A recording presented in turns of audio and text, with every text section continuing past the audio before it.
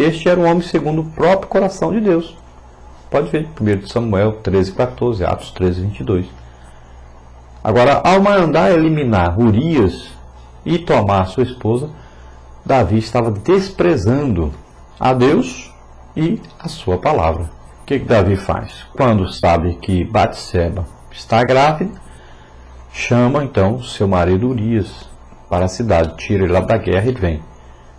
E o estimula a ir para casa, dormir com a sua esposa. Mas Urias era um homem temente a Deus e um homem que amava os seus amigos de guerra. E ele não vai para casa. Volta, então, para a guerra. Mas a esposa estava grávida. Com 9 meses, nasceria a criança. E era fácil fazer as contas, Urias ia ver que a sua esposa ficou grávida no período que ele estava para a guerra. Então, o que Davi faz? Ele faz uma carta para Joabe, seu general, e diz para colocar Urias na frente de guerra, no local onde ele fosse morto. E isso acontece. Então, embora Davi tenha se arrependido dos seus pecados e recebido o perdão da parte de Deus, as consequências desse pecado não foram eliminadas por Deus. Semelhantemente, o crente que venha cometer pecados terríveis pode receber através da tristeza, segundo Deus, e o arrependimento sincero, a graça e o perdão da parte de Deus.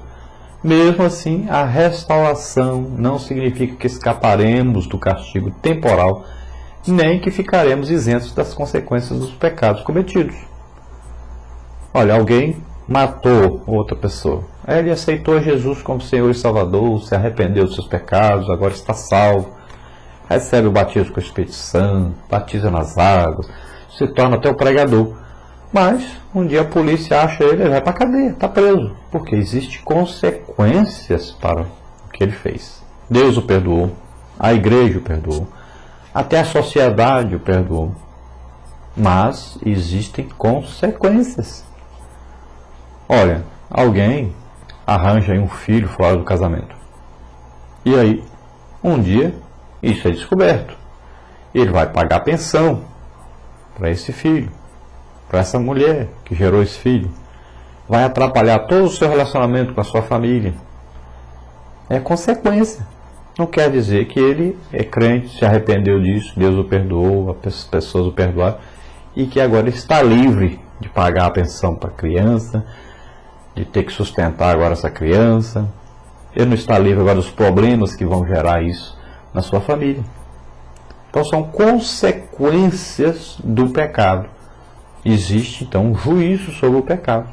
E todos têm que pagar por isso. Mesmo que se arrependam.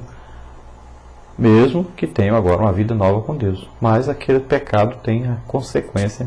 E essa consequência vai trazer coisas futuras que vão causar aí dissabor, né? Vão causar aí tristeza, muita coisa ruim. Então Deus não deixou passar, nem desculpou os pecados de Davi, sob o pretexto de ele ser um mero ser humano, que seus pecados eram simples fraquezas, ou falhas humanas, ou que ele como rei teria o direito natural de recorrer à justiça e à crueldade. Deus não deixou desculpa nenhuma para Davi. Davi não era obrigado a fazer o que fez. E mesmo na redenção imperfeita do antigo concerto, pessoas como o profeta Samuel continuavam leais e fiéis diante de Deus, através da graça que lhes era concedida. Veja que Samuel foi aí um exemplo, né? No final da sua vida ele disse: mostra aí quem é que eu roubei alguma coisa, que mal eu causei, o que eu fiz, que vocês podem me acusar. Então um homem temente a Deus e que vivia em comunhão com Deus e que lutava contra o pecado. Então Davi poderia também ter vencido o pecado. O escritor desse livro claramente condena então as grandes transgressões de Davi sem procurar desculpá-las. Então Davi não tinha desculpa. Ah, porque eu era rei. Ah, porque eu era não sei o quê. Não. Ele era rei, mas tinha o Espírito Santo. Diferente dos outros reis das outras nações que viviam em pecado. Viviam fazendo de tudo que dava na cabeça. Davi não era assim. Davi era um homem escolhido por Deus, segundo o coração de Deus. Um homem que era capaz de se arrepender dos seus pecados. Um homem que adorava a Deus, na intimidade com Deus. e de repente, por causa da ociosidade, né, devido aí à riqueza, acaba se esquecendo disso, acaba se desviando completamente do rumo que estava seguindo antes. E ele se arrependeu, encontrou o lugar de arrependimento ainda, foi perdoado por Deus, mas sofreu as consequências desse pecado. Então a maneira correta de lidarmos com esse pecado, o nosso pecado, é nos arrependermos dele e com toda sinceridade aí buscarmos em Deus o perdão, a graça e a misericórdia. Nós temos também que nos dispormos a aceitar sem amargura nem rebelião o castigo divino pelo nosso pecado. Davi tanto reconheceu quanto também confessou os seus pecados terríveis, voltou-se para Deus e aceitou aí a repreensão de Deus com humildade. Então veja que Davi recebe o castigo e reconhece que realmente pecou, que merece o castigo. E ele imediatamente recebe o perdão de Deus, mas também recebe o juízo sobre aquele pecado.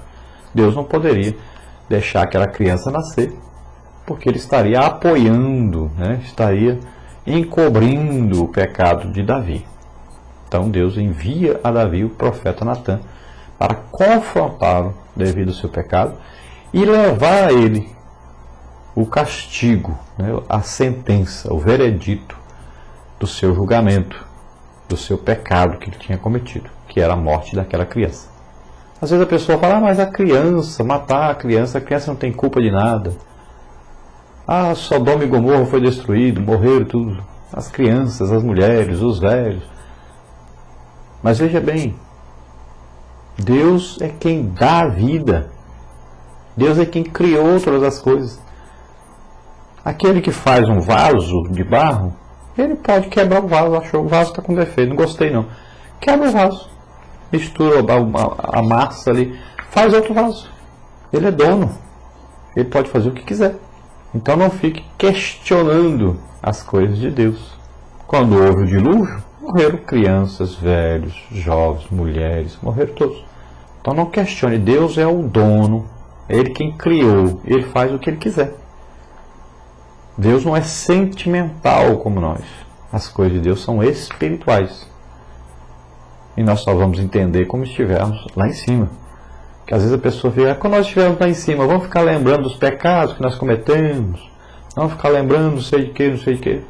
Nós vamos ser seres espirituais. O conhecimento de Deus, a revelação de Deus, do amor, da misericórdia de Deus, não vai fazer com que nós lembremos das coisas ruins do passado, porque já passou, já foi, como diz a Bíblia, jogado no mar do esquecimento, acabou, passou. Nós não vamos ficar perdendo tempo de lembrar dessas coisas. As coisas espirituais são diferentes dessas coisas materiais, humanas que nós vivemos aqui na Terra, dessas coisas sentimentais. O juízo de Deus é aplicado sobre o pecado e também a sua graça, a sua misericórdia, o seu amor, quando há arrependimento. Aí nós vamos ver que a arca foi levada também para a guerra, né? Israel levava a arca. Urias revelou-se então um homem melhor do que Davi nessa oportunidade. Seus atos eram fruto de sua dedicação a Deus e da sua lealdade fraterna aos que lutavam na batalha do Senhor. Pagou com a vida o preço da sua dedicação, da sua honestidade. Urias morreu porque foi obediente a Deus, foi obediente ao seu rei, que representava Deus naquela época para ele.